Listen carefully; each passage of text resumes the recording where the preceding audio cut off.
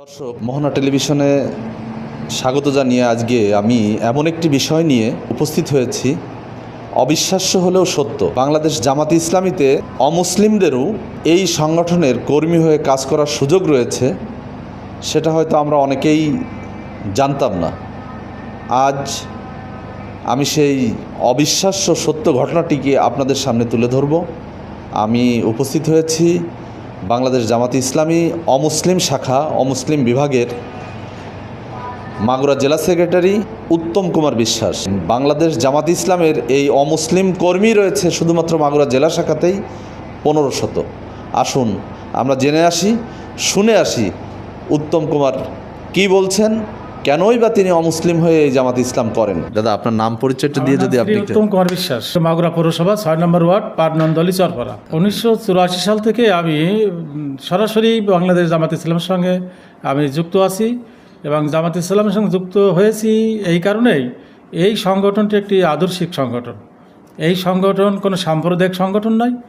এই সংগঠনের বিশেষ করে ইসলাম এবং হিন্দু ধর্মের এই দুটো অধ্যায় বাদ দিলে আর সব কিছুই আমি মনে করি যে একটি সুন্দর কল্যাণকর রাষ্ট্র প্রতিষ্ঠার জন্য যে সংগঠন দেশ ভাগের পর থেকেই এই ভূখণ্ডে কাজ করে যাচ্ছেন, আর জামাতে ইসলামের দ্বারা যদি দেশে একটি পূর্ণাঙ্গ ইসলামী রাষ্ট্র বিধিবিধানমূলক রাষ্ট্র ব্যবস্থা কায়েম হয়, তা সেখানে এদেশের সংখ্যালঘু হিন্দু সম্প্রদায় সবচেয়ে বেশি উপকৃত হবে।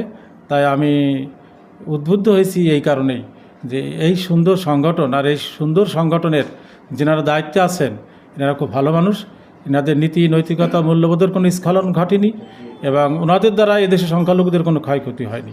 বিশেষ করে নির্বাচন পূর্ব এবং নির্বাচন পরবর্তীকালে যে সকল সহিংসতা এবং বিভিন্ন রকমের ঘটনা ঘটেছে, সংখ্যালঘুদের ব্যবসা প্রতিষ্ঠান দখল করা, লুট করা, চাঁদাবাজি করা, তার সঙ্গেও এই সংগঠনের কোনো সম্পৃক্ততা আমরা পাইনি।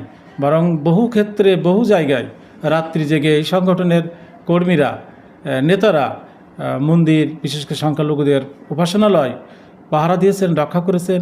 হিন্দু সম্প্রদায়ের ধন সম্পদ, তাদের জীবনও রক্ষা। আমি মনে করি যে এই সংগঠন দ্বারাই সম্ভব একটি সুন্দর এবং কল্যাণকর রাষ্ট্র প্রতিষ্ঠা করা এবং সেই রাষ্ট্রে বসবাস করি সকল ধর্মের, বর্ণের, গোত্রের লোকের শান্তি এবং তাদের জীবন, তাদের ধর্ম সব কিছুই নির্বিঘ্নে পালন করা সম্ভব। এটা আমার নিজের উপলব্ধিতে এসেছে।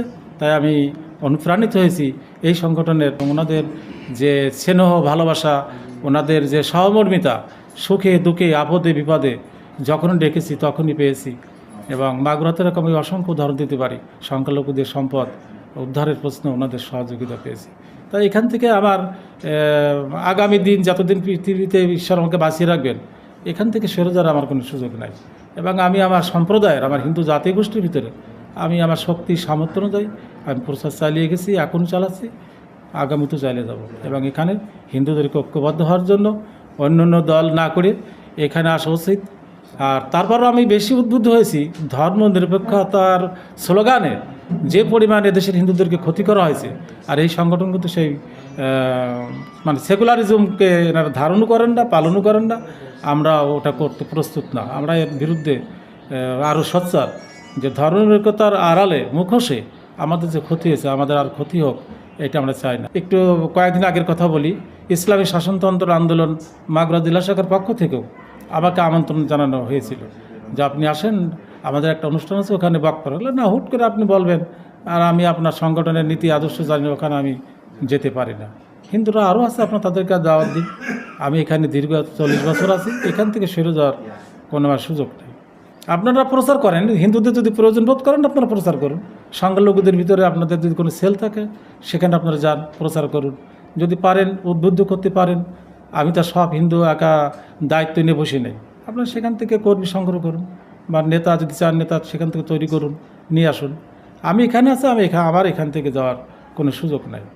আমি মনে করি যে বাংলাদেশ জামাত ইসলাম ব্যক্তিগত কোনো সংগঠন নয়, আর ধর্মনিরপেক্ষতা তো প্রশ্নই ওঠে না।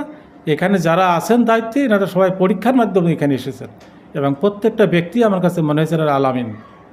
এবং এনাদের দ্বারাই এদেশের শুধু সংখ্যালঘু নয়, এদেশের প্রত্যেকটা বিষয়, এমনকি সম্পদ, প্রাকৃতিক সম্পদ, ভূ সম্পদ, যাই বলে না কেন, সবই আমার কাছে মনে হয় নিরাপদ এবং সুরক্ষিত।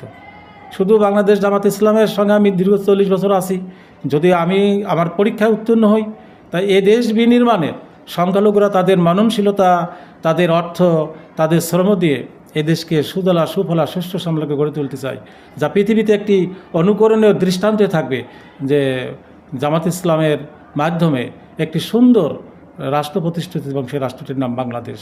এবং সেখানে একটি পাখি থেকে শুরু করে একটা অন্য প্রাণী পর্যন্ত ক্ষতিগ্রস্ত হয়নি বা হবে না।